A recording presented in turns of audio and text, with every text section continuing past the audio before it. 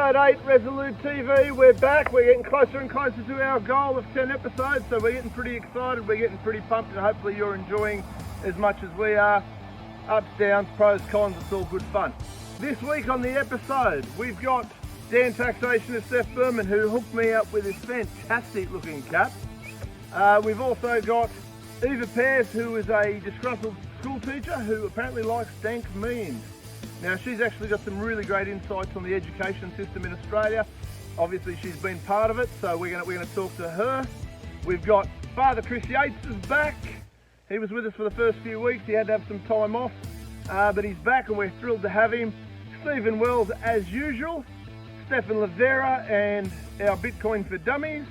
We've also got this lady called, well, I redubbed her actually in the interview. I've called her the Amazing Ramola D. Now, this lady comes across first as a bit different. I've got to be fair, when I first heard her speaking, I thought, this girl's crazy, and I talked to her about it, so I'm always up front with them.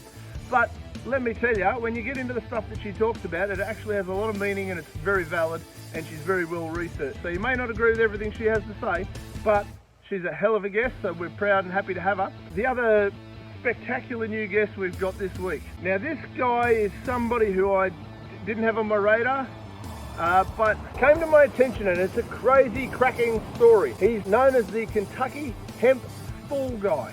Now, Google away, go nuts, and he calls himself Colonel Keith B. Taylor.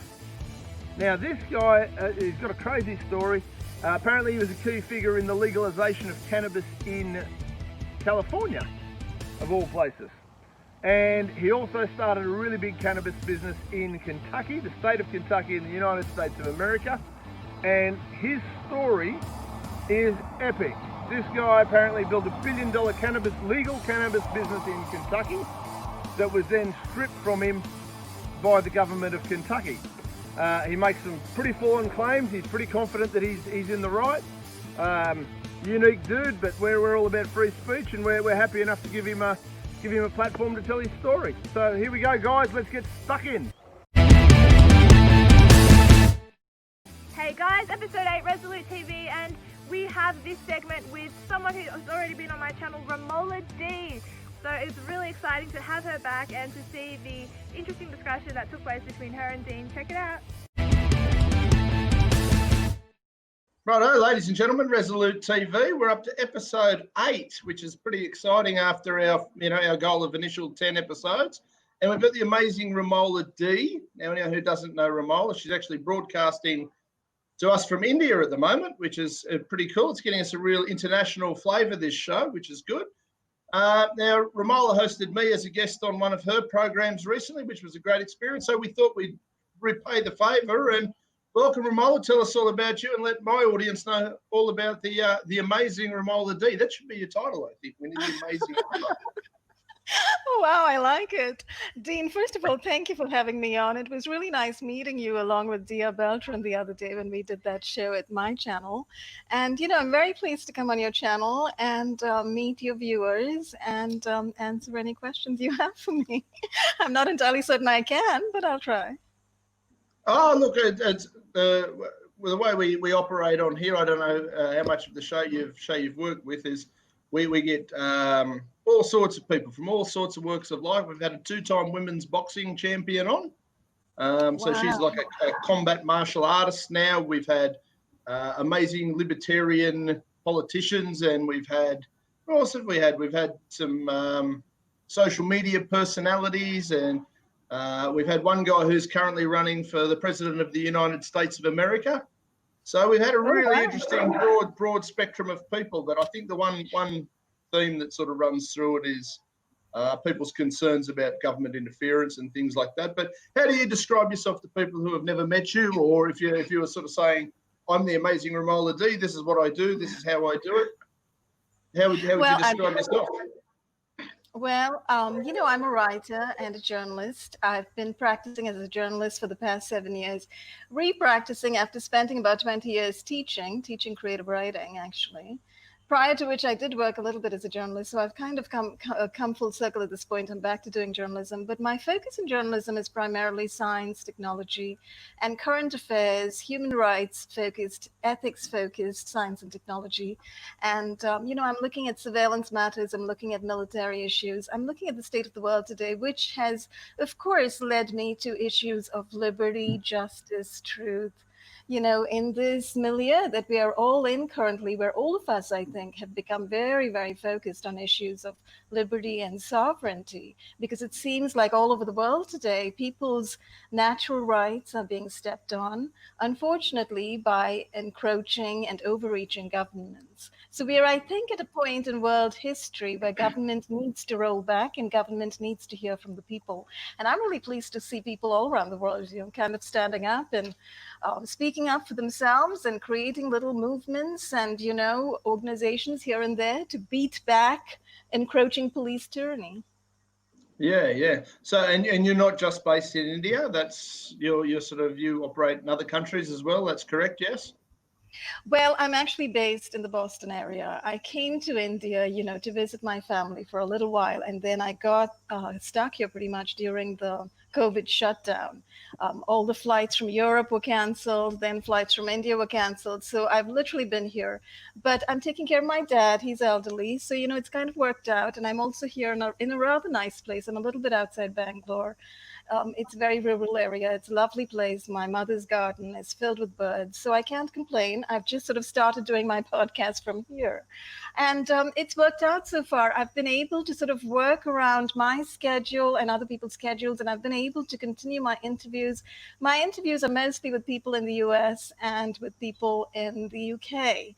But I've noticed, branched out a little bit. I've been talking to people like you in Australia and people in Asia as well, and Cambodia. Oh, Australians are good.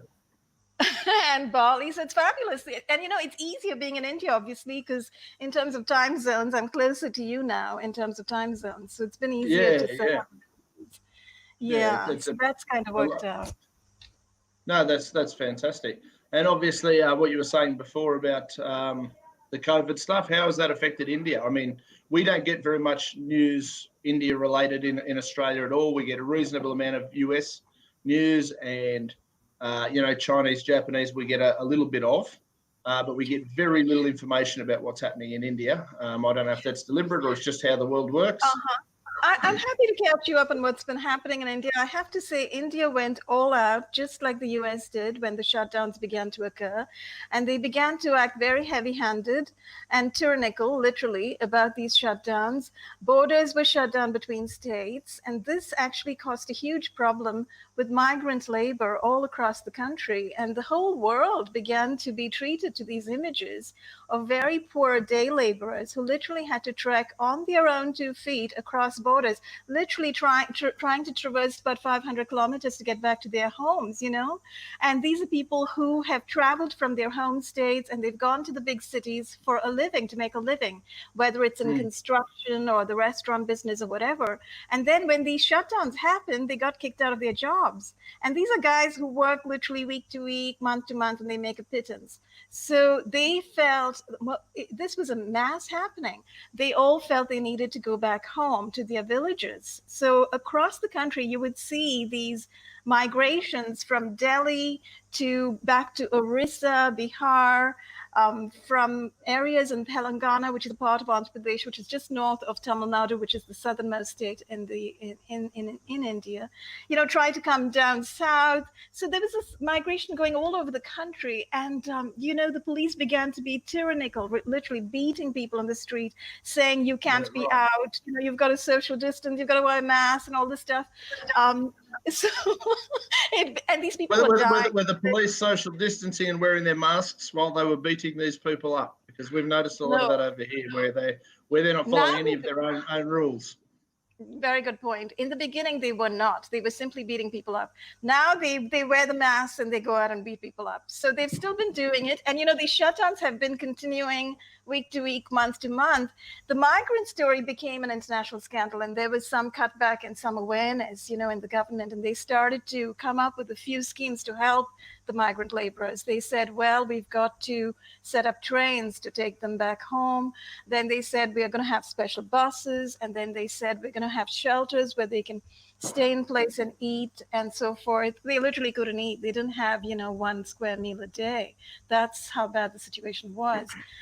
In Bangalore, where I am, I thought it was rather ironic because at a point at which they began to move the migrant laborers back home with these special trains and everything, suddenly the chief minister makes, a statement saying, I have spoken to the construction, bigwigs in town, and they think we are going to need our laborers. We are going to open up again, and we're going to need our laborers. So we're not letting them go now.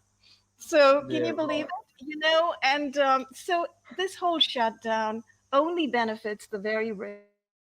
These it's like the airlines industry. Look at what's happened to the airlines industry, right? I mean, what do you think is happening? Do you think the airline industry is ever going to come back to normal? Are they going to, in terms of, recouping their losses, are they ever going to be able to make it? Or are some airlines going to be able to make it and the others, are they going to be subsumed and merged?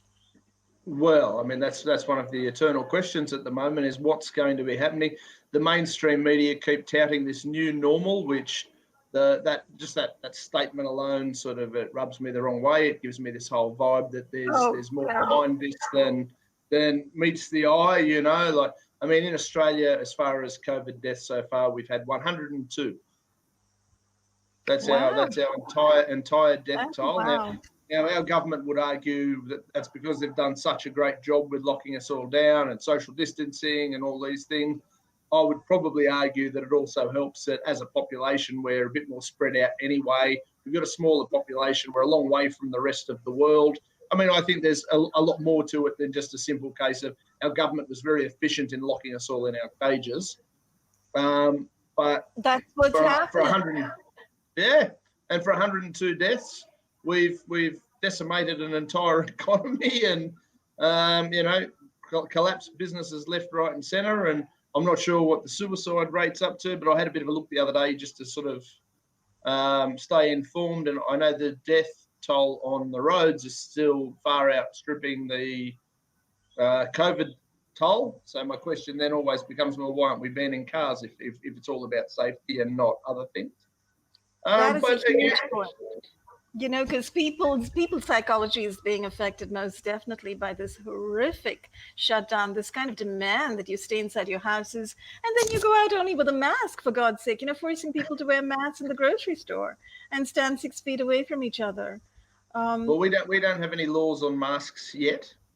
It's just a recommendation so far. That's one area our government haven't forced us to sort of participate in, but we've had all the lockdowns, the shutdowns, the social distancing. They're starting to open a few places now.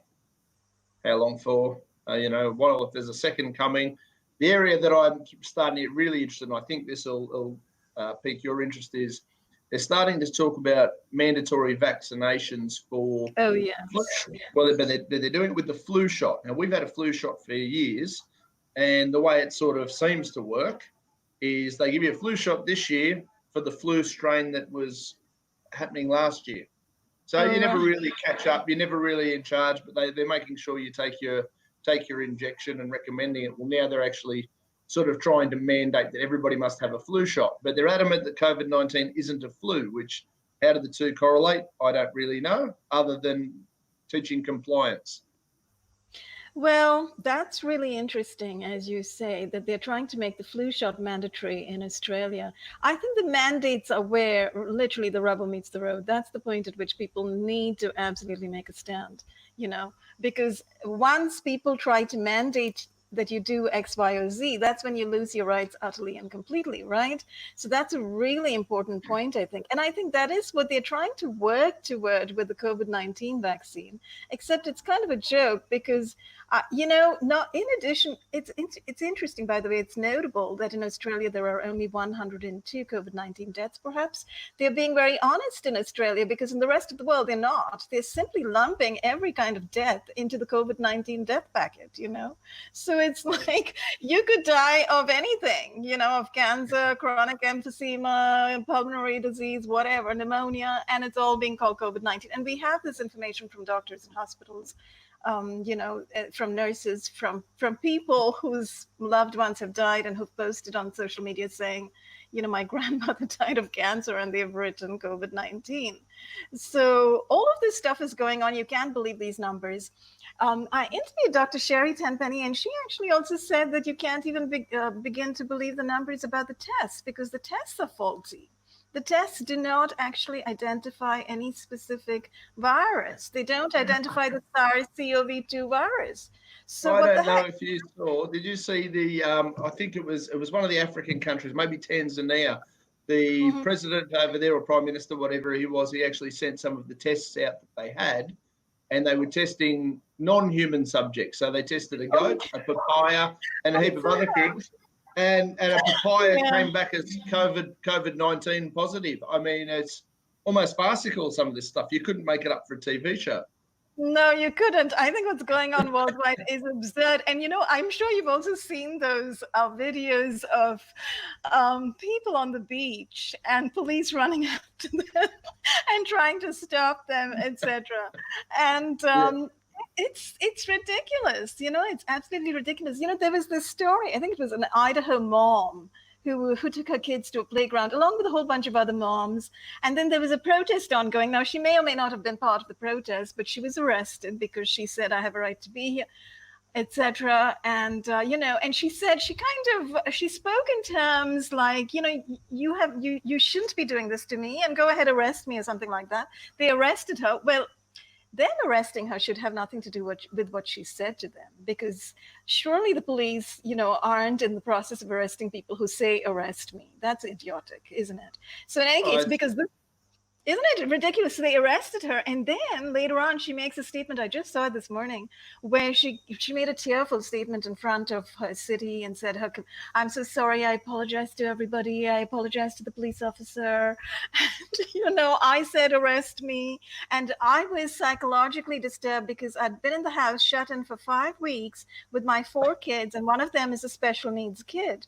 So hey, I can tell you as a mom, you know, being shut in, well, I don't have 4 kids, I have 1 kid, and she's, you know, in her teens now. But I can just imagine 4 kids who are really young and a special needs kid. Come on, you need to go to the park. You need to take those kids out, and you need to have them play with other kids and get that energy out. So what they're doing, especially to, you know, young families, it's brutal. Hey guys, Resolute TV's Doctor of Wrong Think, Stephen Wells, author of a book called Confessions of a Climate Change Denier, and now The Great COVID Swindle, Coronavirus Swindle. Coronavirus Swindle book's not available on Amazon. Apparently old Adolf, he's allowed to write books and put them on Amazon, but Stephen's a little bit offensive. He's not too offensive for Resolute TV because we believe in free speech. Get onto it, Stephen. Ladies and gentlemen, here we've got Stephen Wells, the only bloke I've ever known to be banned from Amazon. I knew inviting you on here was going to be good value, and I knew it was going to be fun. I didn't quite have it predicted that it was going to be this fun, mate. What's been happening? Well, first of all, I decided to dress up like a Cyberman from Doctor Who. I've got my my earphones on this time, so we can hopefully avoid the feedback issues that we've been having. We'll gradually bring this this show up to you know, good quality technical things. So yeah. So here we are. You know. Secondly, I've had a bugger of a day, which I will tell you about. So cheers. This is just to wash away the a bit of freedom. Can't do this on the beach. Lots of things you can't do with wine. Is wine still legal? Are we allowed to drink wine or what? Yeah, just not on the beach. Oh, okay, right. So yeah, you know, there's you can go to all kinds of banana republics and buy alcohol on the beach, but if you want to enjoy a sunset with the free nation of Australia, yeah. Oh god, in Australia, Stan, yes. Oh, I've been finding out more and more about Australia, Stan, today. It's just been one of those days. Yeah, right. First of all, let me tell you the good news, and then I'll tell you the bad news that came straight after it. Okay, so it arrived. I saw. I've been sharing that video of you opening the box around. Well done, the great coronavirus swindle. I was so happy when it arrived, and I was. Can I ask how many copies you ordered? I ordered 100 copies. That was about all I could afford. Because there are no competitive printers over here in Perth, so I actually had to have it go over to Sydney to get the cheapest price, and they have to send it, obviously, and then all the mail costs that come with it. Even with the mail costs, it was still cheaper to buy it from Sydney than from Perth. Yeah, and but I was thinking, oh well, you know, like it's banned from Amazon. It doesn't matter. I've found an online platform I can sell it from, which is called PayHit, and I was the digital copies could at least sell, and I can. It might not turn up on a search engine at all, but at least people who know me will be able to get a digital copy if they want. And I thought, well, for people who still like real books, I've got 100 copies. I can send them out. It's not gonna. It's only a thin book. It's not gonna cost me very much money to send it out. I know post's expensive, but it's about letter size, so I can stick it in a letter instead of a parcel. I did that with my last book, so this one, which was the Questions of a Climate Change Denier, much thicker. Managed to send that one. That would cost me about $20 to send internationally, which is pretty expensive, but which is why I was using Amazon. I was using Amazon because it was costing me $20 to send a physical copy overseas. Plus, it was costing me, you know, a crap load of money to have them printed myself. That was the benefit of working with Amazon, is that people could buy the book overseas for about, I think it was 20 US dollars. They could buy it from Amazon, where it was costing me an arm and a leg to send it. But I thought this one, even though Amazon have banned it and I can't do that, it's a little book. It's not very heavy. It won't cost me too much. I'll still be able to get it out there. And then I went to the post office.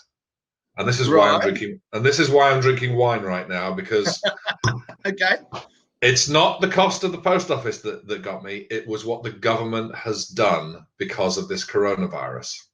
Right. So what they have done is they have banned, made illegal, not allowed to send letters with stuff in them in the post whilst this coronavirus scam is going on. So letters with stuff in them. How do they? Yeah, so like a little thin letter was fine, but anything with sort of bulky item, and you couldn't send items in a letter anymore. So this was going to be picked up. So it has to go as a parcel now. It has to go as a parcel. So as a letter, I might have been able to send it for say $10 overseas, and it still would have been expensive. It still would have been, you know, cost more than anything. $26 to send one book. To send one book overseas to England. $21 to America, $26 to the UK, plus the cost of the parcel, plus the cost of the book. And I was just gutted, mate. Just you know, it's just like at every turn the government is there just trying to crap on people and trying to stop things getting out there. It's just unreal. Even when they're not explicitly doing something to censor you, they're still ending up by censoring me, because now, you know, anybody who wants a physical copy pushes it to the point of affordability, then, doesn't it? Really? Well, yeah. I mean, it's because I've had to have the books printed myself. You print 100 copies. You print 1,000 copies, the price goes down. But then you've got to lay out the money for 1,000 copies. So you lay out for 100 copies, it costs you a bit more. So I was going to sell the book for $15.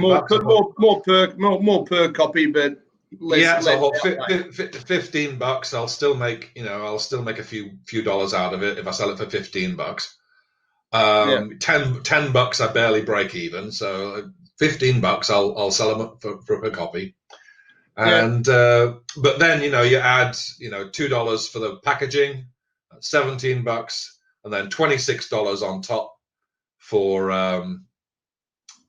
the parcel costs, and that's even before you send it registered mail.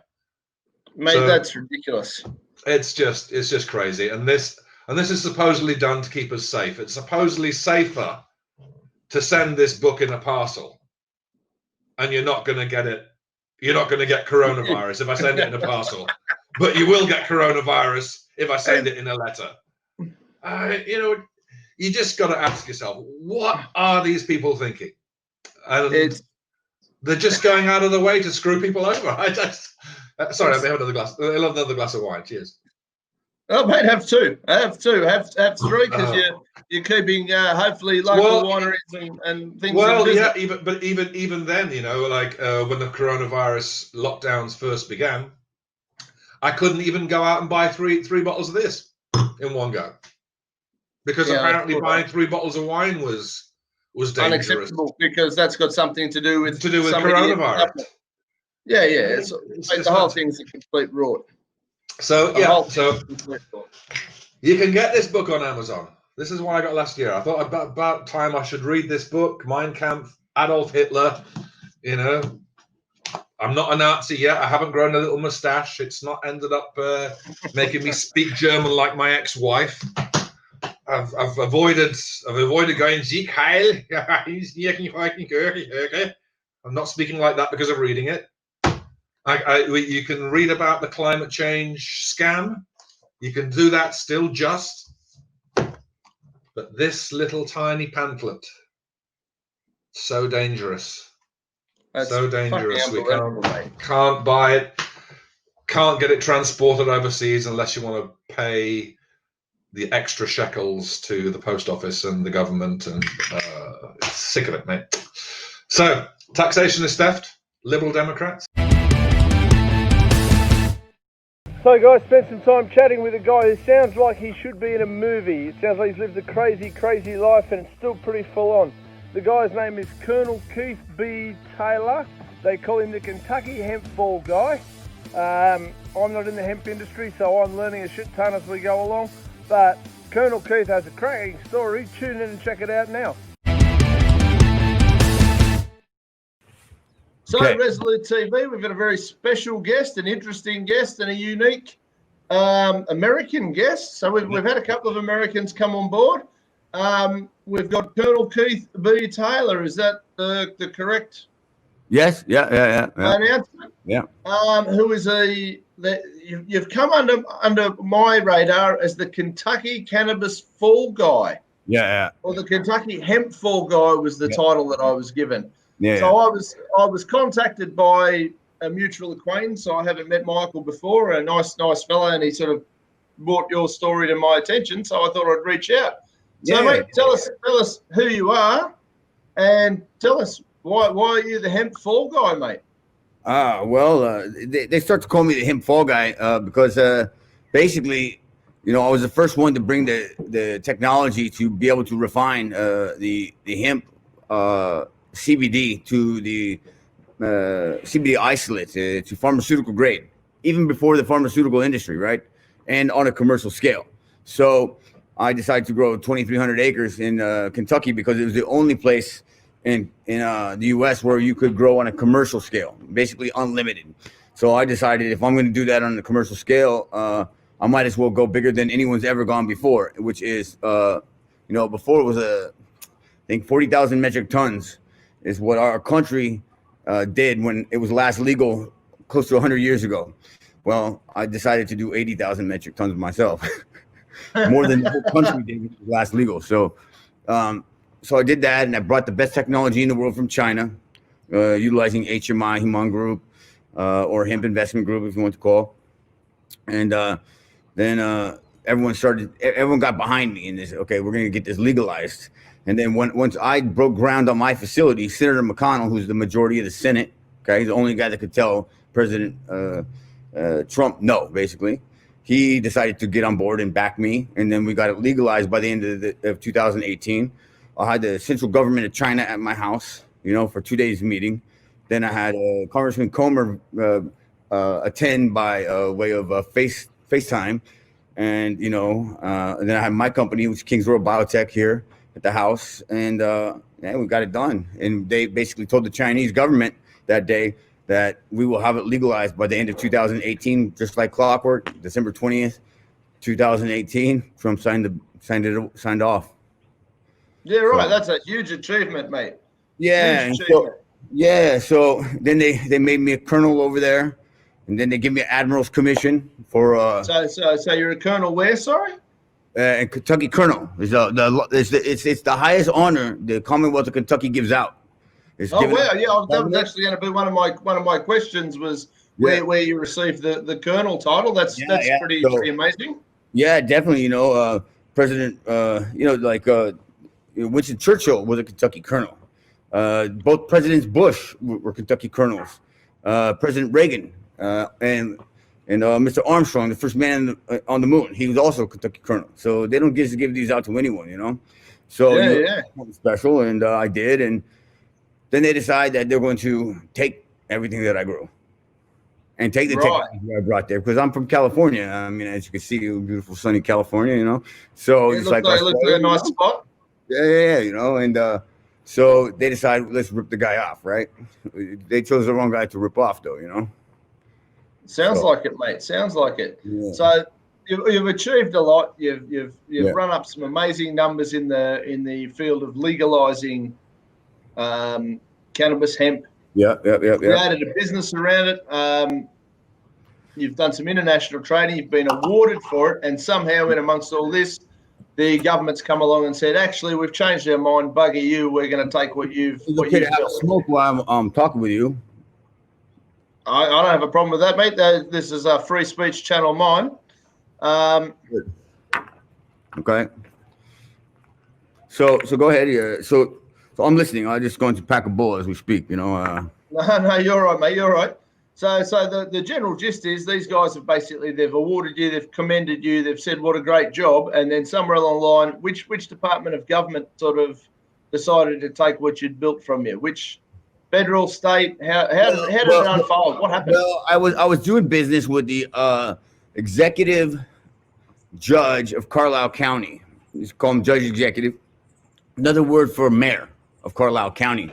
So thing is since he was involved, and he's connected over there with McConnell's office and also Comer's office. So Senator McConnell and Congressman Comer's office, they had their representatives running around with me the whole time. McConnell's woman and Comer's woman. So they basically were just spotting me out, checking out all my stuff, what I was doing, and basically decided to come down on me, right, and grab it, do a full grab. So then they supported the judge executive on what he was doing, obviously, or else they would have, listened to something that I had to say. And I talked to the FBI over there.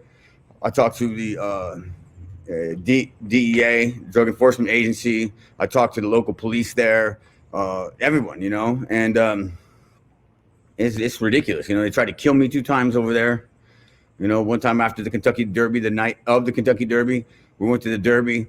And then, after the Derby, we went and ate at Colonel Sanders' place, good old fried chicken. But this was at the real Colonel Sanders. It's called Colonel Sanders' Daughter. It's the original Kentucky Fried Chicken, but is an actual restaurant on his plantation, right? Where he's got Colonel Sanders' white mansion right there, right next door. And what's funny is the guy that colonelized Colonel Sanders, who's with me that night, his name is Governor Julian M. Carroll, right? So we're talking to him and the guy that runs Colonel Sanders' place. And he says, this guy right here next to you, which is the guy's the secretary of my company, he's former governor, said he colonelized Colonel Sanders. Well, he ends up colonelizing me too. So it's kind of a funny story. So, but after that, after we had dinner, we're getting driven by the state police too. And because obviously former governor, he gets that status. And then what was funny, when we get to the dinner, I want to smoke a joint. So I asked him if I could smoke a joint in the restaurant. They said, yeah. But then I told the state police guy, he was internal affairs head guy. I said, hey, get the cop out of the room, go sit him somewhere else, right? So we could smoke a joint. And so it was funny, We got to smoke, ate some good dinner, went back to Lexington because basically Louisville was sold out of rooms, right? You cannot get a room there, and that's where the derbies run at Churchill Downs. Good thing is guy that colonelized Colonel Sanders, Governor Julian M. Carroll, he put the 6th floor on Churchill Downs, which meant I still got it. That means I have a table of 8 on Millionaire's Row overlooking the whole track. It's the only place you could see every corner of the Kentucky Derby run, right? Hey guys, so for episode 8 we have Chris Yates returning, and this discussion is ego versus kenosis, taking place now. Check it out. Righto, ladies and gentlemen, I'm in an excellent mood this morning because we have the amazing Father Chris Yates back. I've used amazing a couple of times this week, but the quality of guests we get on this program is ridiculous considering how small a program it is. So for those of you who didn't see our first handful of episodes, Chris was one of our inaugural guests, an apostolic Catholic priest, former policeman, Manchester United fan, and a guy with really excellent hair was one of our first comments. So, Father Chris, mate, great to have you back. I missed our chats, but it's really nice to see you again, and I'm happy you're here. Yeah, well, it's great to be back, and you know, at the moment, being a Manchester United fan is lying dormant because there's no sport going on because we've all lost our mind. But I'm heartened that our super emergency signing that we signed from a Chinese club is we're hoping we're going to keep him into this extended season. So that's the good news on the Corona front, is that the Chinese are probably going to let Man United keep our ringing striker until we play out these last few games. So good news on the Man United front, and there's some news that Australians have been dying to hear. Some of them might have, but I think most of them would be going, "What are you blokes talking about?" But that's all right. We can mate. So you've been they might well say that when after I've been talking about what I want to talk about. Oh well, look, that's the whole idea on this program. Really is I get the big brains on, and then I try and dumb it down so that everybody can sort of get what you see and what I see, and opens the doors to people learning more and having or seeing different views. So, and we've had some. This time I'm gonna test that claim because I want to begin by asking you 2 questions, only 2. Okay. I'm not gonna date you. You're already married.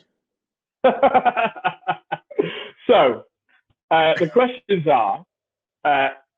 The first question is, do you know what the word ego means? Yeah, I'd like to think I've got a pretty good understanding of that, yes. Okay, so and how do you kind of see the word ego? Well, I guess my interpretation would be a or an inflated view of oneself would probably be the simplest way. You've got a big ego. I've always said there's a bit of a difference between being confident and having an ego, and some ego I always see as being a little bit healthy because it allows you to be brave enough to try things that it may not be. But then obviously there's your pompous idiot running around whose ego far outweighs their abilities and value. So I mean I think that's pretty good, Dean. That's quite impressive. Because a lot of people understand ego as the pejorative, that we tend to call people egomaniacs if we don't like them, even whether they are or not. But as you've rightly said, there is a positive side to ego, which is it's what stops us from killing ourselves. I mean, we have to have some kind of self-esteem and some kind of positive attribute of ourselves that helps us to see our place as people in a community and what have you. So that's pretty good. I'm impressed. Well done, Dean. It could be argued that it took a little bit of ego to put together a program and start inviting some of the guests we've had on and go, oh yeah, we can just do it. If I struggled for some ego, I wouldn't have even been willing to give it a crack. So I've been called an egomaniac on plenty of occasions, and sometimes it serves me and sometimes it probably doesn't. There you go. Well, let me try and clip your ego a little bit now. So the next question is, do you know what the word kenosis means? Kenosis? No, I could pretend, but no, that's not a word I'm familiar with.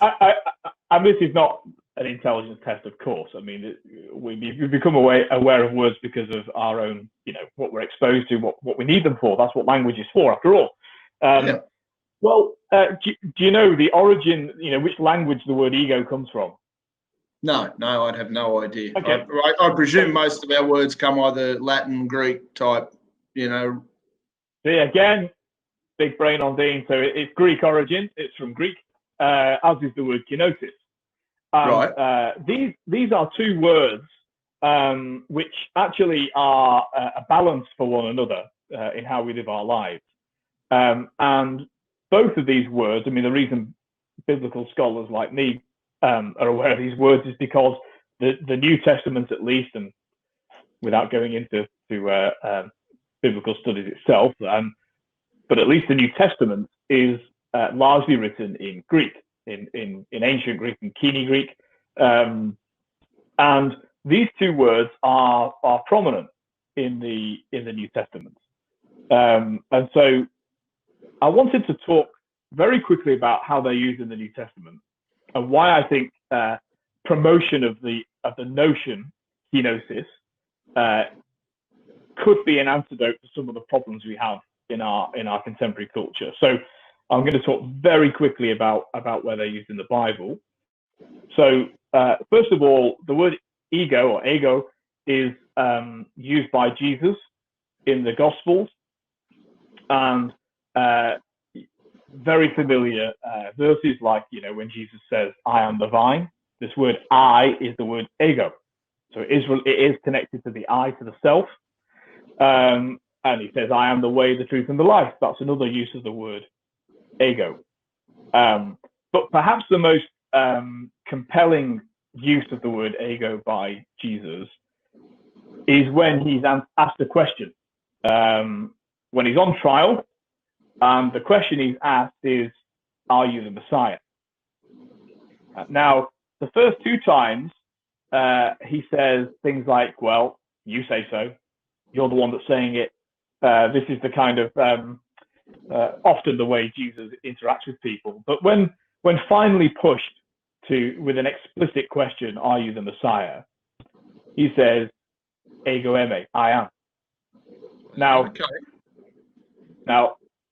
this is a very interesting blend, because on the one hand, he's saying, "I am," ego eimi, and the idea of messiahship was being exalted and divine and all of those things. But he only uses the word when he knows saying it will get him crucified. Right.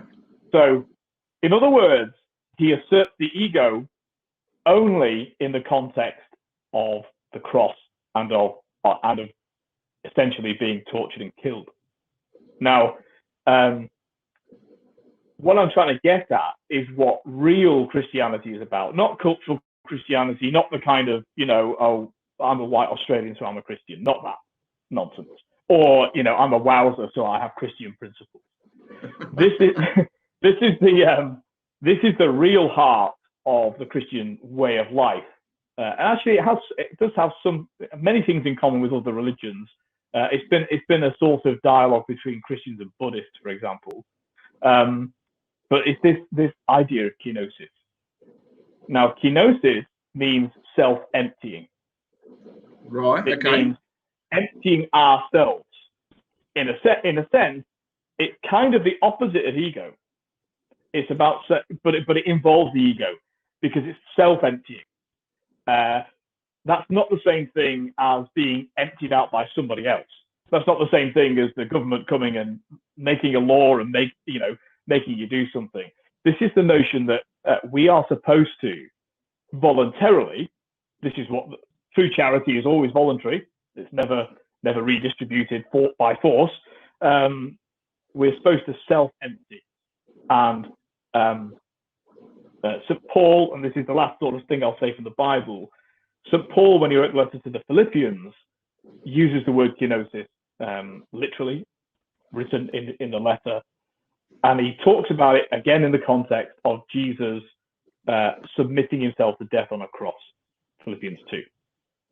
Because he emptied himself, kenosis, taking the form of a slave, that and then being killed on a cross in the place of a criminal, that's why he has been highly exalted by God.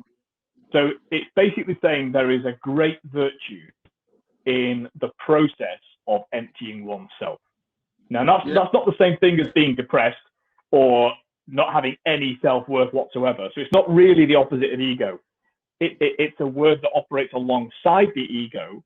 So a healthy ego says, in my context, I'm a child of God. I'm created in his image and likeness. I have a purpose for my life. I might not know it, but there is a purpose. I have that healthy ego. But alongside that has to be, I'm a child of God created in his image and likeness, so that I can serve other people, so that I can find the way that I can offer that to others. And again, from a theist point of view, God has given me everything. I've not made myself, and therefore I owe him everything. And so this is the kind of relationship between ego, which is not negative, ego, which is essential to having a sense of identity of who you are as a worthwhile person. But kenosis as applying that ego in a way that doesn't seek to self-serve, but actually to serve others.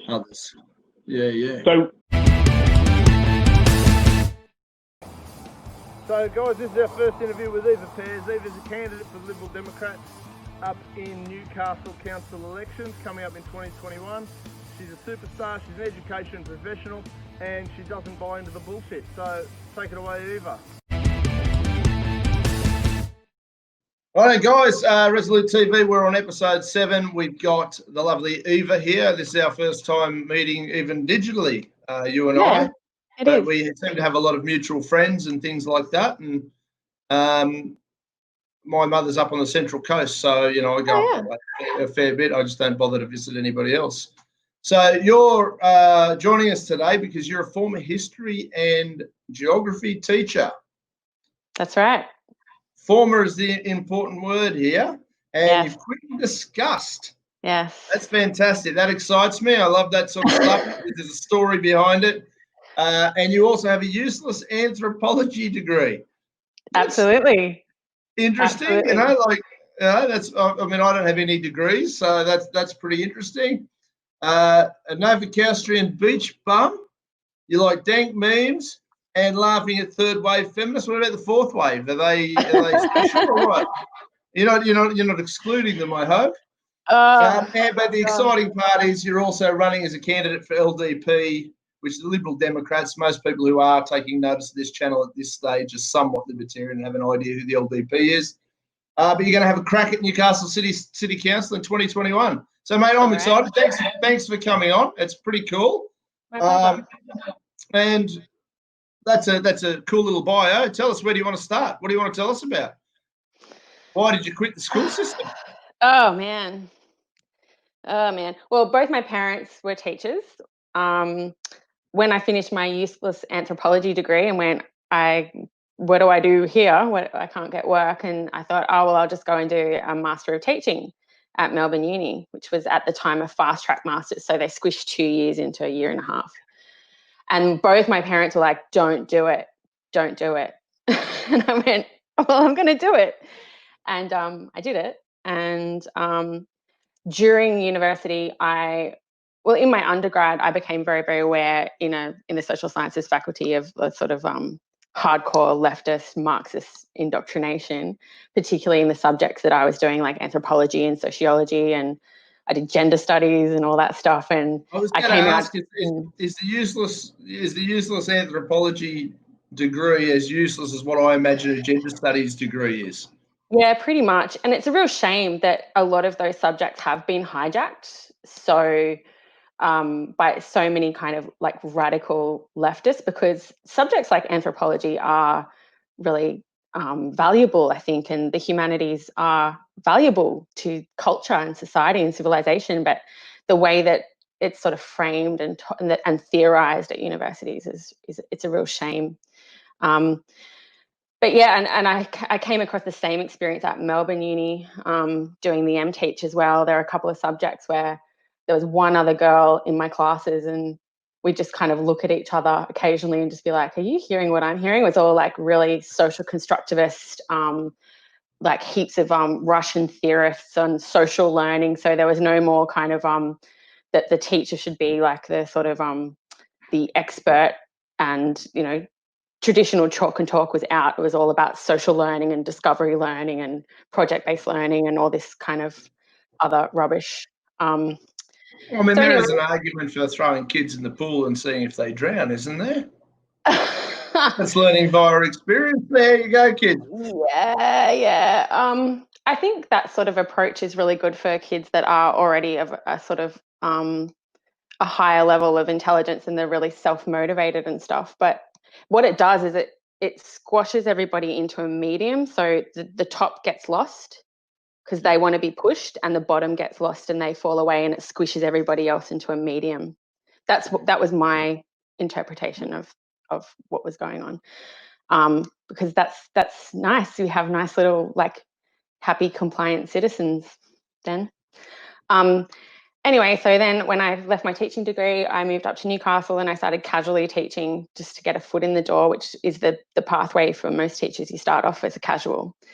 And I went to pretty much every single local public high school in the area as a casual, and I was just gobsmacked. I was absolutely gobsmacked. Not only at the blatant political indoctrination of the teachers and the way that they were presenting certain information to students, particularly in the history and English classes.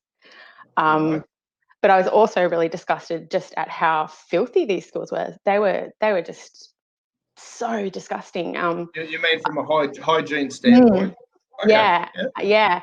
And I started a little project where I would take photographs on the sly of the staff rooms, because every single one I walked into was just foul. And then I started asking the kids, what are your bathrooms like? And every single one of them without fail would say, we don't have any soap. We don't have any soap. So I would make it my thing to go and speak to admin and go, hey, there's no soap in the boys' toilets. There's no soap in the girls' toilets. And they used to look at me like I was from outer space. And it only took a global pandemic for them to understand basic germ theory. So it was kind of a combination of that. And I also found myself, once I did get a foot in the door and got some permanent roles within the humanities faculties at a local selective public high school, I was quickly kind of ostracized by the rest of the staff, because it became clear that I wasn't happy with parroting some of the narrative in the curriculum as easily as they were. So I was kind of on the out, and once that contract was up, they just went, see ya, you're not one of us. Yeah, right. And I wouldn't join the teachers union. So you're a natural born rebel. Thinking for yourself, that's disgusting and outrageous. How dare you think and form your own opinions? You're in the education I'm a domestic terrorist. If that's the case, I'm probably guilty as charged as well, mate. As you know, funnily enough, my mother works in the education system, and again, I like you, I won't name schools or anything along those lines, and she's not political in any way, shape, or form. But you know, some of the stories I hear about issues that she sort of finds and things like that. Of course, I go on a complete libertarian tangent about how it should all be privatised or done from home, and this is a complete debacle and whatever. But taxpayer funded, you know, waste of money. But it's and every industry has its pros and its cons, I'm sure. But this one seems to be fairly well tailored to manipulation from my opinion. Absolutely. And when I was in it as a casual, I started to read some writing of a guy, John Taylor Gatto, who's he won Teacher of the Year in New York City in the 90s, and he quit on stage when he was accepting this award, and he became a really big homeschooling and unschooling advocate. So I started reading his writing and a couple of other academics who were really highly critical of the compulsory public schooling model, more from like a Yanks sort of standpoint, but it really fits into the Australian paradigm as well, like, you know, how it was all sort of set up post-industrialization, and it's basically made to make factory workers good compliant citizens that will work in the factory and not question. And it's about compliance and obedience. It's not really about education. Yeah. And I think it smarter. during this pandemic, because I work as a private tutor now, and I'm doing so many literacy and numeracy assessments at the moment. I'm so busier than I've ever been because parents have got their kids at home and they're going, holy crap, my kid can't add.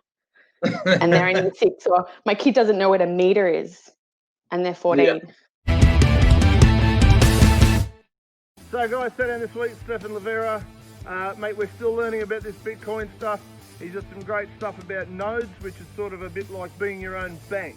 Now again, he'll explain it far better than I will, but it's a really cool concept. Jump on to Stephan Livera.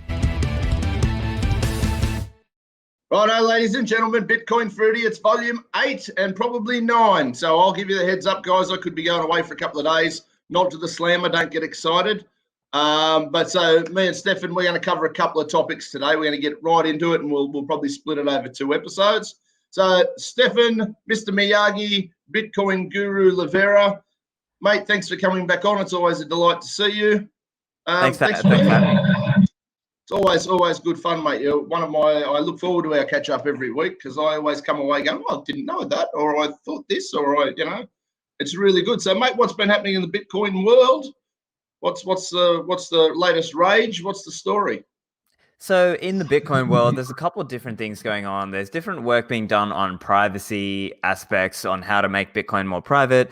And there's just continual development around how you can run your Bitcoin node as well, like ways that make it easy for you to run the Bitcoin software and to basically, as people say in Bitcoin, to be your own bank, right? So rather than trusting anybody else, you are learning how to do it for yourself. And we're also seeing more and more people get into the idea of just buying a little bit every week or every month or every day, even some people. And so that idea is becoming more popular as well. So people are getting into that idea that it's not just kind of buy a stack and then wait. It's kind of regularly accumulate and regularly purchase. And what that does is it sort of sets that sort of price floor. And as more and more people start cottoning on to Bitcoin being a better way to store value outside of the system, then more people get attracted to it because what you see is the price rise.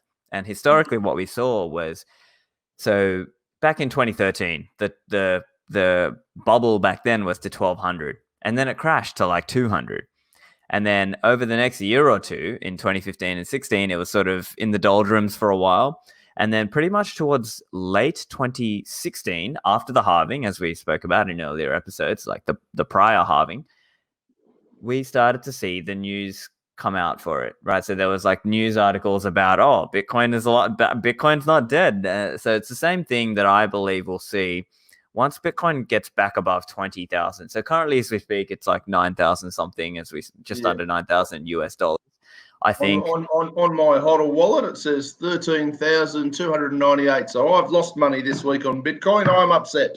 Oh no, but that's right. So I mean, that's the other thing interesting about Bitcoin is that it teaches people to really take a longer term focus. They start thinking more about, okay, I'm going to buy this and I'm going to hold it for 5 to 10 years plus. And so those people who have done it for 5 to 10 years plus, if you can be patient, those are the people who have really done well out of this. And so it's really significant as well because right now Bitcoin, the inflation rate of Bitcoin is something similar to gold. But every year, the difference is Bitcoin every year is becoming even more scarce from a stock to flow perspective, whereas everything else in this on this earth is being produced at a faster rate than Bitcoin. So you've there just is only that limited amount of Bitcoin, no matter what happens. There can't be more. Exactly right. And so that's such an important factor. So that's why basically those of us who are really into Bitcoin, we're trying to accumulate more of it. So all of us are basically buying more every week because we see it as there's partly a moral imperative to this as well, that we want to basically stop the practice of central banking and fiat money and give people a real option that's an alternative. So there are already some people who are transacting in Bitcoin, like in their own little kind of circular economy and so on. But for the most part, a lot of people, at least in the Western world, are using it more like a future speculation, right? We're buying it on this idea of storing our value outside of the system, so to speak, and that future anticipation of future adoption and future use as part of a commodity, as kind of a money. So there's some of the ideas around that, and so obviously we hope that if it becomes more mainstream, people will go. You'll be at the top end of that mainstream. You won't be one of the guys jumping in late going, well, there's this really limited Bitcoin. I want to buy it now, and it's going to cost you a fortune to get any of it.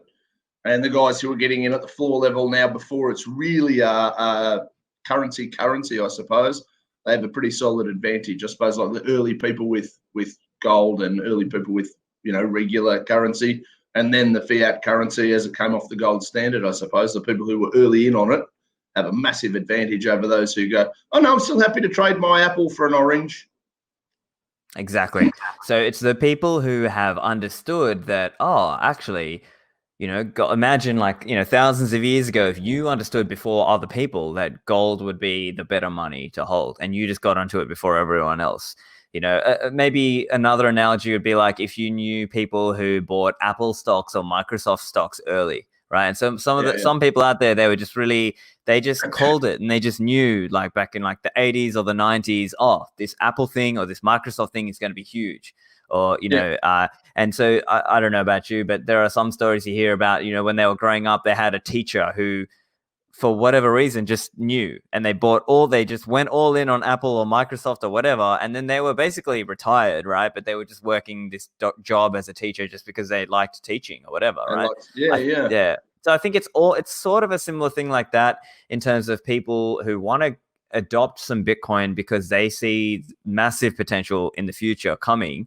Obviously, it's not a guaranteed bet, right? It is, but it's one of those high reward. Death and taxes are the only two guaranteed bets, mate. Anything else is you're speculating, really. That's right. And so the thing is, it's like, imagine you could invest, let's say the internet came out and you could invest in the internet, right? It's almost like that. Like, this is kind of the potential that's there. And the thing is, humanity has never seen something like this in living memory, right? So in the past, when gold monetized, right, it became a money, that process took, hundreds or thousands of years, right? So it's not something that just happens in the space of a short amount of time. But nowadays, in the age of the internet, in the age of social media, in the age of, people being able to share this information so quickly, we believe this monetization process will happen much, much faster. So we're talking on the scale of, let's say, decades. So, Bitcoin the network formally started in January 2009. So as we speak today, it's May 2020. So if you're looking at kind of 15, 20 years before we really start to understand what the real potential of this thing is, we're looking like 2024, 2020, like in the late 2020s is when humanity will start to really understand the potential of this thing. So the way we see it is we're just early. So if you're listening to this now, you've got an opportunity to get in way earlier. And the other thing with that as well is, are you ever late to Bitcoin? I still think there is a massive, massive upside. Obviously, it's not the same thing like buying in when it was, 2 cents or whatever, but very few people got it then. And the other way I see it is we would move to something like a gold standard. It's sort of like an even better version of that. And so you're never really late. I mean, obviously you're late in the sense that you might have missed out on the, massive gains. But you're not really late in the sense that everyone still has an incentive to adopt the harder money. Reason being, you would rather keep your wealth in something that's hard to inflate. So I think from that perspective, you're not even really late, quote unquote, to Bitcoin. It would be like saying, oh, I'm late to using email, so I'm not going to use email, right? It's like, well, you still want to be able to chat with everyone online. Well, you got to use email, right? And the same thing, it's just money. It's just better money. That's the simplest, easiest way to think about it. But we just see a lot of social ills in the world that can be helped and corrected by the use of Bitcoin as a hard money. Yeah. So again, my mate Dan Taxation and Steph Berman hooked me up with this smashing cap. This is the last portion of our episode before we release that as an entire special for everybody. He recently hosted an event called Taxation is Steph Fest, or Tits Fest for those of you who are a bit less PC. He's a bit of a superstar. I like the guy, and check him out. I think it's fairly insidious, the whole thing, but what can we do? So all right, Dan.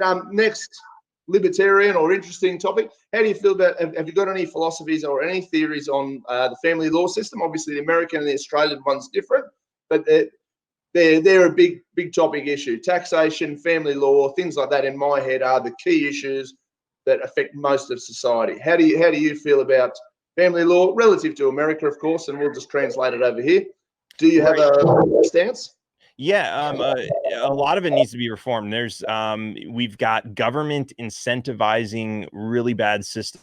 So we've got in some states, they incentivize the child protective services by how many children they take away from their families. So now basically, if I'm working for CPS, if I can take 10 children away from a family or from various families, I'm going to get a big bonus check. And it doesn't matter what the reason was to take them away. All that matters is that I take them away.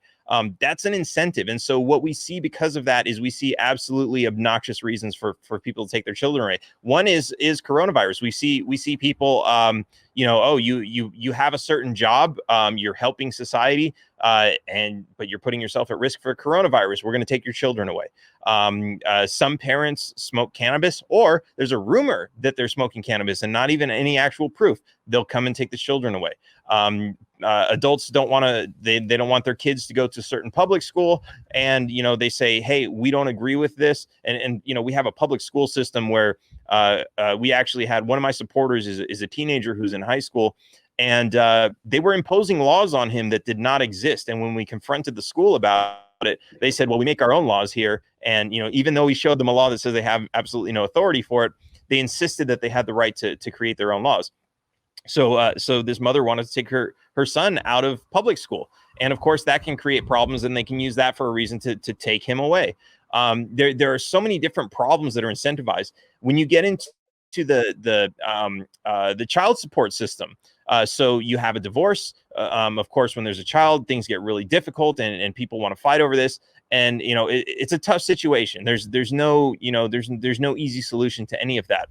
But the problem is when the government comes in and says, oh, well, they say to the judge, if you separate these people and you force this person to pay, $10,000 in child support over the next year, we're going to give your state an additional $10,000 for your budget. Now the judges are incentivized. Hey, we're going to impose as much child support, even if it's completely unreasonable, even if we know the father can't pay it, we're going to impose as much as we possibly can because we're going to get the money from the federal government.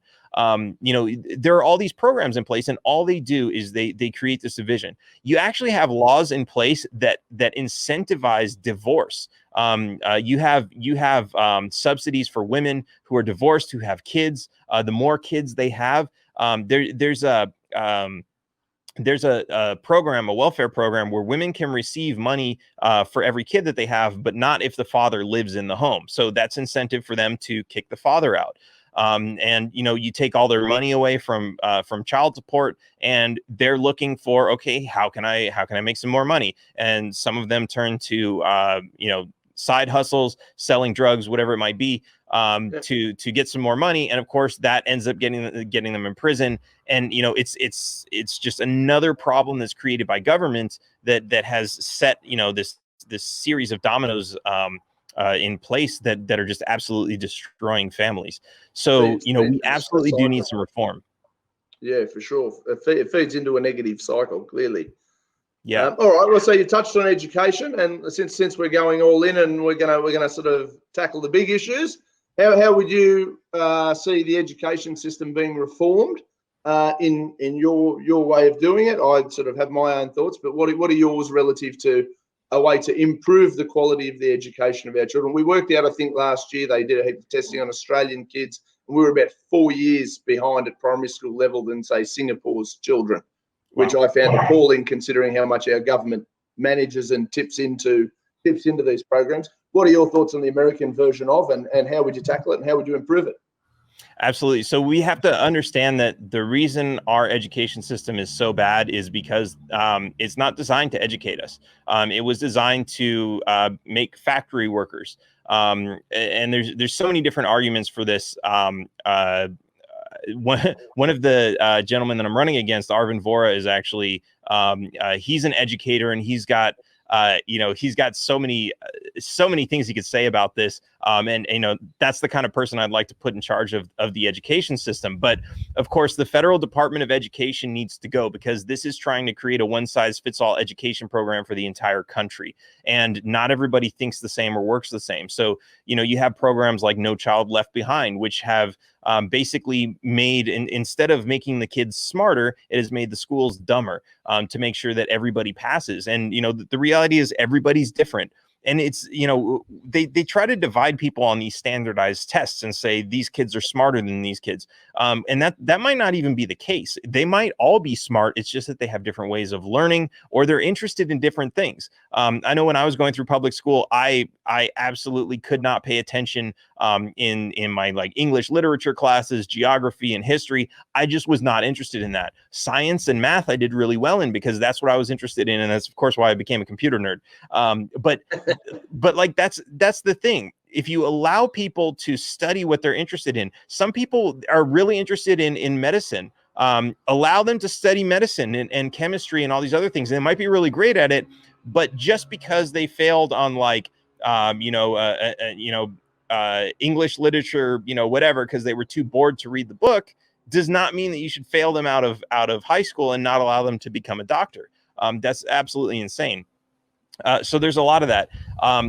Competition is really important. And what I mean by that is we need to have different options. We need to have different options where you can say, okay, if my kid's not doing that well in this school, let's take them to a different school. Let's try homeschooling. And in fact, right now on this lockdown, everybody's essentially in homeschooling, and we're seeing that it actually does work. And a lot of parents are being forced to see, hey, if I stay home with my kids and I actually work with them and teach them, first of all, I'm actually going to know what they're learning, and I can have a little bit of control over that, because right now we send our kids to school, we don't know what they're learning. They come home, and it's not like they can repeat everything to us, and we don't know if they're being indoctrinated or brainwashed into praise the government, that kind of stuff, which is really what's going on. Which I do suspect that does occur. Certainly it occurs over here in some capacity, and I suspect the same over there.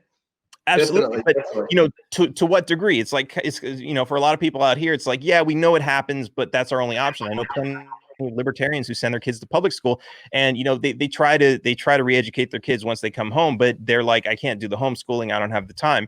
And of course, this is another government problem, because remember, back in 50 or 75 years ago, not everybody was in the workforce. There were a lot of stay-at-home moms, stay-at-home wives that that's what society was made out of. And at some point they said, okay, and I think this was around World War II, they said, no, we need to improve our workforce. We need to get everybody into the factories, including the women. So it used to be that half of the country was unemployed, and now we're worried about, it's 5% unemployment. That's unacceptable.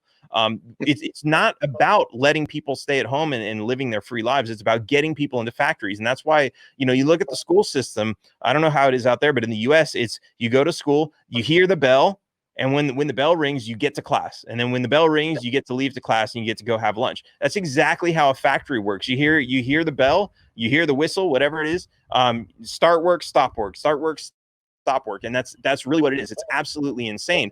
But that system was designed, and you go back to who actually put that in place. And it was the Rockefellers who came up with the Federal Department of Education, and they had so many factories. That's what this was. This was a byproduct of the Industrial Revolution. It's absolutely obsolete. It's not there to make us smart. It's there to turn us into employees. And it doesn't teach us anything about survival. It doesn't teach us how to do our taxes. It doesn't teach us how to buy a house. It teaches us how to be good employees. And that's it. How does the banking system work? How does interest on a credit card work? How's Afterpay work? None of that. How do you cook, clean, take care of yourself? You know, like it's amazing the stuff that you're not taught. Those are some of the classes. Those are some of the I guess when I was growing up, they were already starting to phase those classes out. How to repair your own car, how to you know, the home economics, how to cook, and all this other stuff. They started getting rid of those when I was in high school. And why? These are survival skills. The life skills. Yeah, that's right. One of the other things I noticed certainly over here with our primary school. So when I went to primary school an eternity ago, the fencing around the schools, and I just noticed it because that's just one of the things I noticed, was I could, as a 5, 6, 7, 8-year-old, I could climb over the fence quite conceivably to get a ball or whatever we were doing as kids, and that was from the school. I drove past my old primary school the other day, and it looks like a prison. And it used to be a beautiful school, but now the fences are massively tall, and I don't know what the schools are like over there. I know a lot of the schools over here have become that way, and the argument is, oh well, it's to keep the children safe. To keep them in their safe zone. No, it's to keep them in a cage. I don't know if you're preparing them for jail or you're just teaching them that it's okay to be locked into an environment, but that seems to be my take on it anyway. And I sort of think, you're just indoctrinating children to be good little battery chickens or, caged chickens.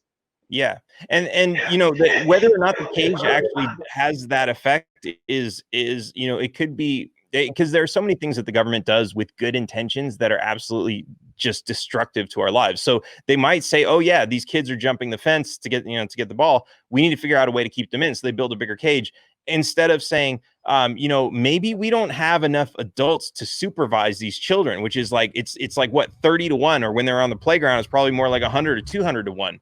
And it's like, wait a minute, maybe we shouldn't be sending our kids to these schools where they don't. We should keep them at home and educate them ourselves, one-on-one, or it might be 2-on-1, or two adults to 5 children, whatever it is. That's how people should be educated, because when you're in school, first of all, you have this emotional bonding connection with your parents and with your teachers, right? And if you're, if the time your kids turn 3 or 4 years old and you send them off to public school, they've only spent a few years bonding with you, and now they're going to spend over a decade bonding with like all these total strangers who are going to teach them all this information about life and what they're supposed to do with their life. And it disconnects them from their parents and from the families. And I think there's a lot of, it might be absolutely well-intentioned, or the intention was just to create factory workers to improve the lives of families by having, better employment. That might, a noble cause, but all of these side effects that it's creating, we have to recognize, hey, these are not good. How far back on this can we go? How many of these can we fix and go back to the original way? Because that's so much better. Yeah. No, I've sort of always thought that every reaction has an equal and opposite reaction, is the old saying. I guess the next portion of the education system is I've done a little bit of homework on Milton Friedman, the famous libertarian economist. Now he advocated for a voucher style system, which allowed, for example, one school to go, well, we've got some great home economics and metalwork and car shop teachers here. Maybe we should focus schools on different vocations a little bit more, as opposed to just generalized indoctrination centers. Do you see any value in that concept in modern times? Obviously, he came out with that quite a long time ago. Yeah, I mean, it's a good start. Of course, ideally, it's not that great, because you're still forcing people to pay into a system. And if you happen to have a child, then you get some of that money back and you can take it and use it for their education. We shouldn't be paying for education that we're not using. If people are concerned that, like, okay, if we don't have government pay for education, we're going to have a lot of people who they're not going to take their kids to school. They're going to be uneducated. They're going to be stupid. They're going to be a problem for society. That's not necessarily true. But when you consider all of the money that the people are going to save, everyone will be able to afford the school. Plus, the government spends like somewhere between $30,000 and $60,000 per year on each student.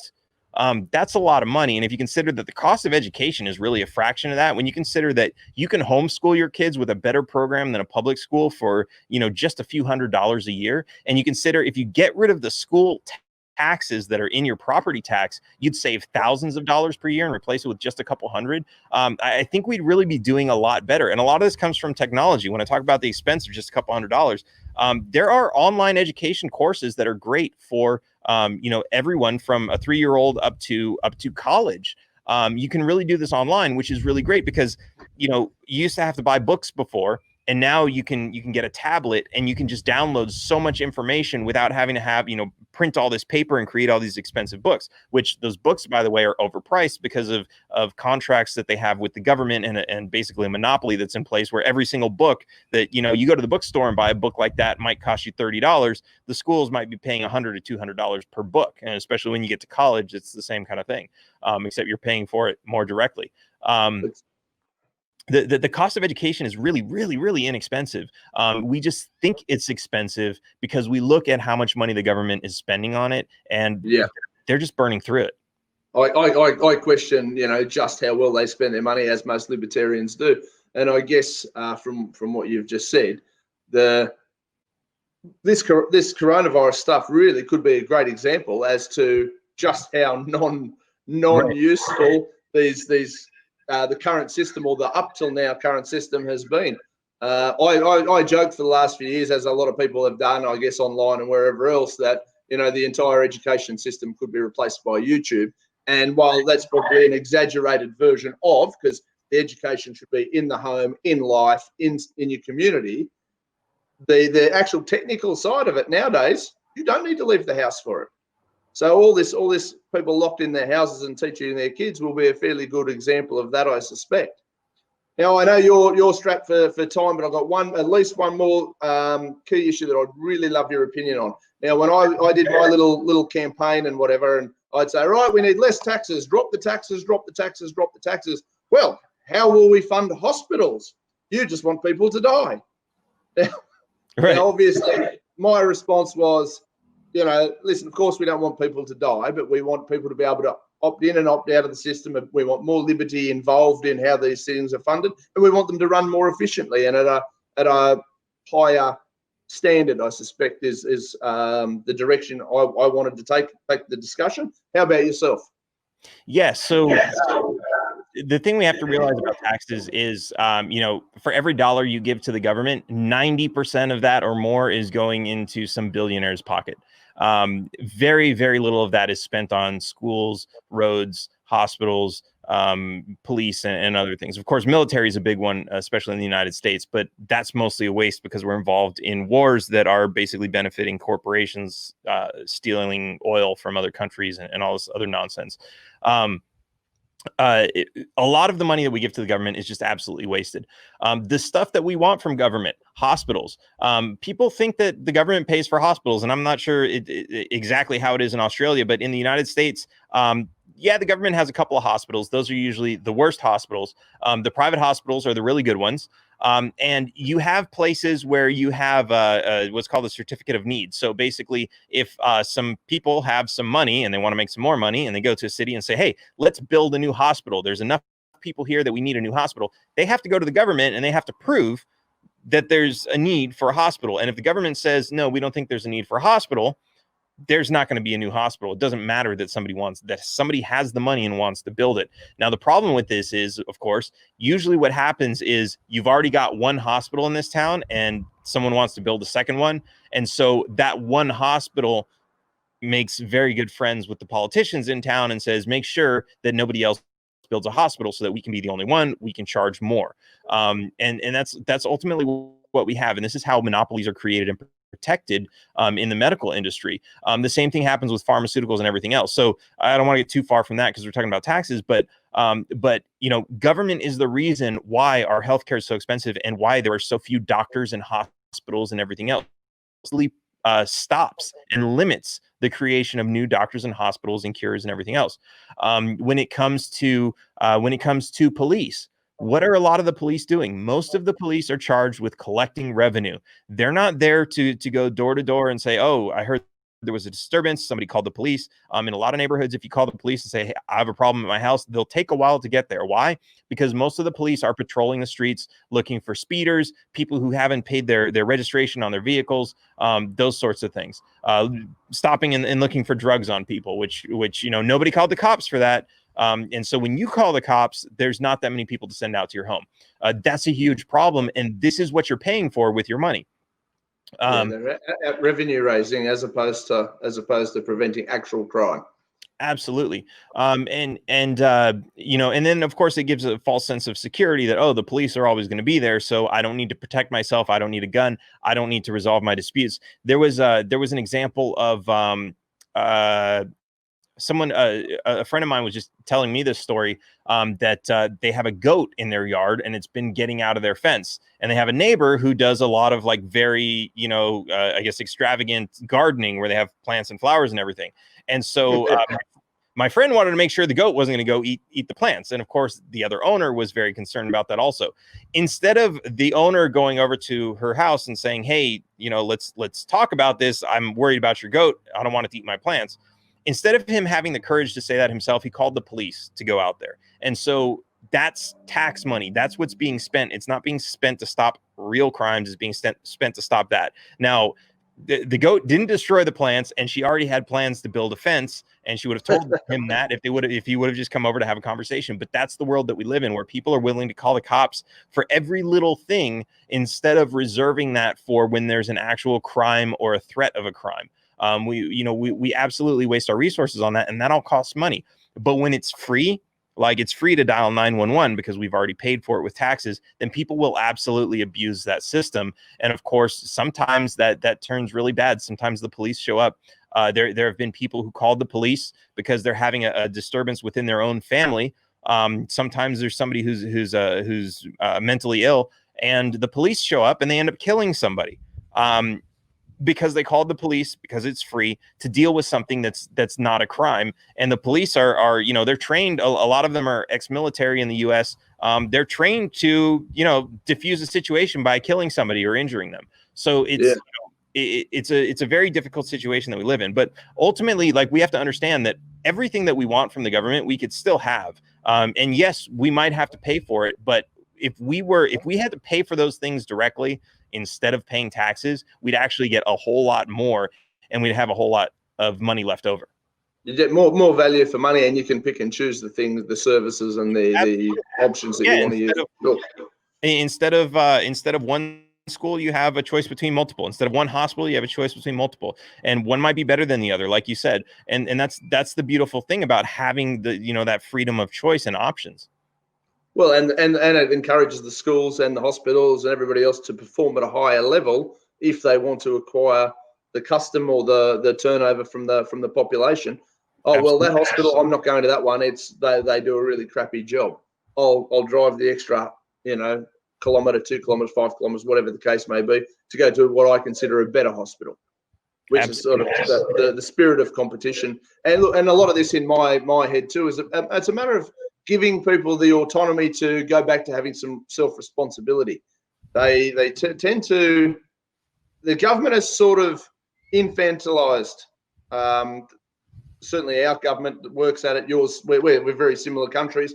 They seem to take away that entrepreneurial spirit. They take away that self-reliance in some cases, which to me that's probably the ultimate crime these people do, is they make you reliant on them. They'll break your legs and then sell you some crutches and tax you for using the crutches. Thank you very much. Aren't we so good to you?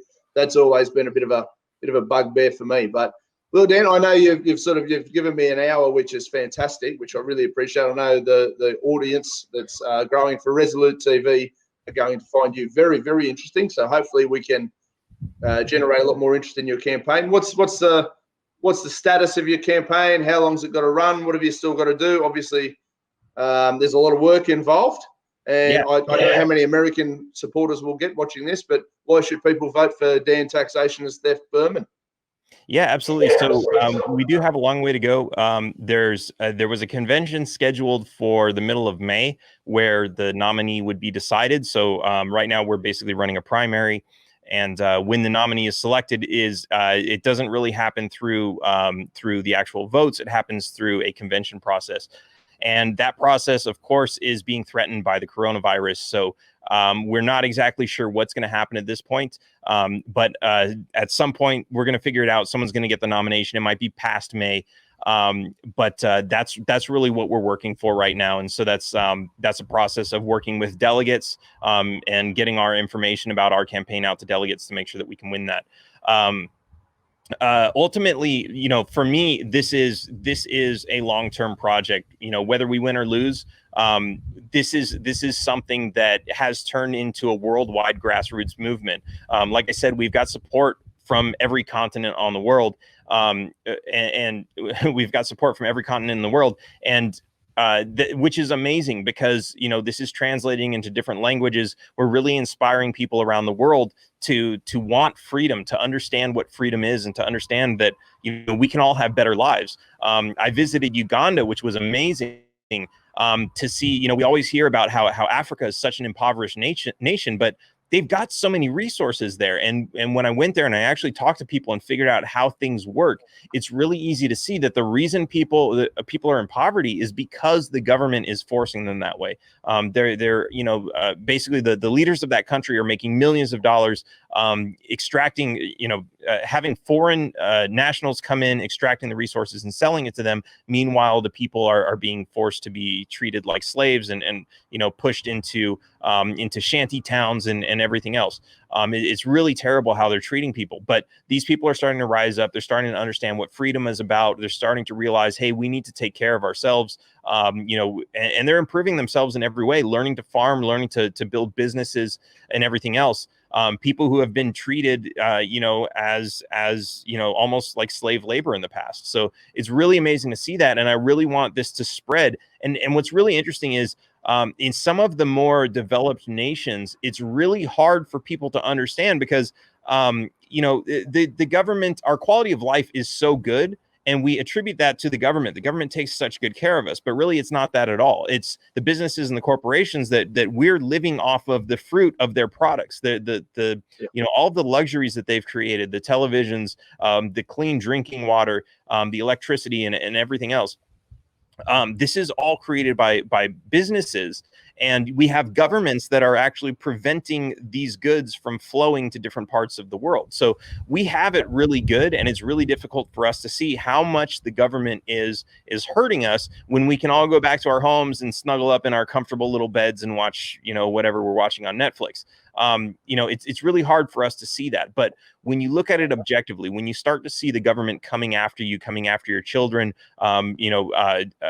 for whatever reason, and taking things away from you and taking your money away from you. And when the economy stops and you realize, hey, my life is not as stable as I once thought it was, that's when people really start to see. And unfortunately, at that point, it's too late. So my job is ultimately, it's something that I'm probably going to be working on the rest of my life, is to wake people up to the reality of what the government is doing, how it's destructive, how it's violating our rights, and what we can do to change that. Mate, I think that's a fantastic platform, and I really hope you do really, really well. And I'm always cheering for all libertarians in any capacity, even the ones that I don't agree with, heaven forbid. But I have a feeling that you and I would agree on plenty, and we do seem to agree on an awful lot. I really appreciate your time for this. This is a fledgling little project, so to Absolutely. have a 2020 presidential candidate on here is a real big coup for us. So we're really happy. I'll thank you for your time now, and ladies and gentlemen, if we can get on and support Dan Taxation and Steph Berman, have you got websites you want to let people know about where they can contact you, support you, encourage you, all that sort of stuff? Yeah, so my website is berman2020.com.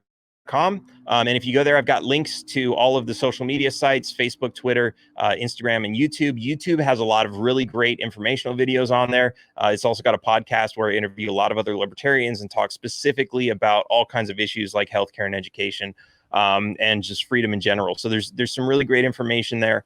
And just on the website, there's a lot of the different policies that everyone can check out. And of course, I'm really easy to contact. So if you want to contact me through the website, you can do that. And I respond to just about every email. So guys, we're getting closer to the end of Series 1. We've decided we're doing 10 episodes, we're at 8.